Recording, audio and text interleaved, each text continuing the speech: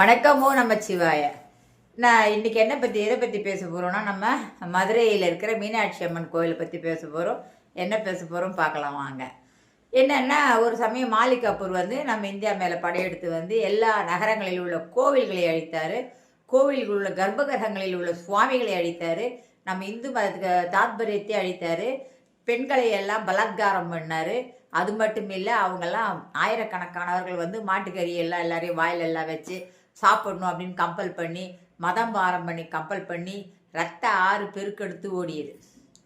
அந்த மாதிரி அவங்க செஞ்சுட்டு இருக்கும்போது மதுரையில் இருந்த கோவிலில் 5 சிவாச்சாரியார்கள் ஒன்று கூடினாங்க.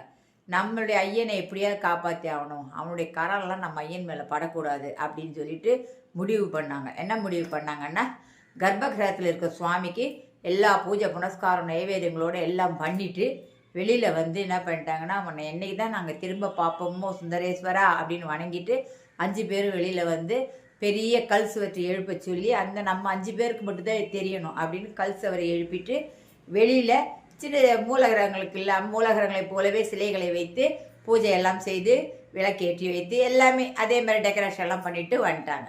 இப்படி இவங்க வந்த பின்னால் அன்னைக்கே வந்திருக்கார் மாலிக் கபூர் பார்த்துட்டு, ஆஹா இருக்கிறாரே சொல்லிட்டு எல்லாத்தையும் உடச்சி தம்சம் பண்ணிட்டு அவர் போயிட்டார்.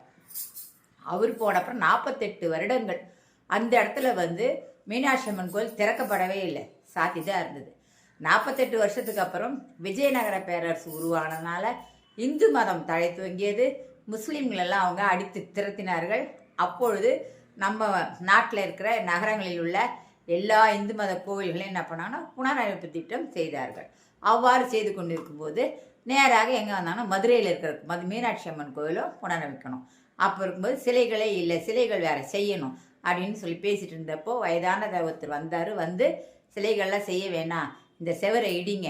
இடித்தோன்னா அந்த பக்கம் பார்த்தா அன்றளர்ந்த மலராக எல்லா மலர்களும் சூடி வாசனை திரவியங்களாம் வாசனை மணக்க அன்றைக்கு பூஜை செய்து வைத்த மாத்திரத்தில் இருந்தபடியே அப்படியே மீனாட்சி சுந்தரேஸ்வரர் இருந்தார்கள். அவர்களை பார்த்து ரொம்பவும் அகமகிழ்ந்த சிவாச்சாரியா சொன்னார், எங்கள் 5 பேருக்கு தான் தெரியும், 4 பேர் இறந்துட்டாங்க, நான் ஒருத்தந்தான் உயிரோடு இருந்தேன், இதை எல்லாத்தையும் சொல்லணுமேன்றதுக்காக தான் என்னை கடவுள் வச்சுருந்தார் பிறகு நான் சொல்லிட்டேன், ரொம்ப தள்ளாடி கொண்டு சொல்லி அவர் சென்று விட்டார். இதுதான் மீனாட்சி சுந்தரேஸ்வருடைய கதை, சரிங்களா? இப்போ இது கல்வெட்டில் அங்கெல்லாம் ஏற்கனவே இருக்குது. ஆனால் போகிற நாம யாருமே இதெல்லாம் படிக்கிறது இல்லை. இனிமேல் போகிறவங்க அதை படிங்க, சரிங்களா? இப்படியாகத்தான் கல்திலைகள் நம்ம இந்து மத கோயிலில் உருவாச்சு. வணக்கம். நாளை மீண்டும் சந்திப்போம்.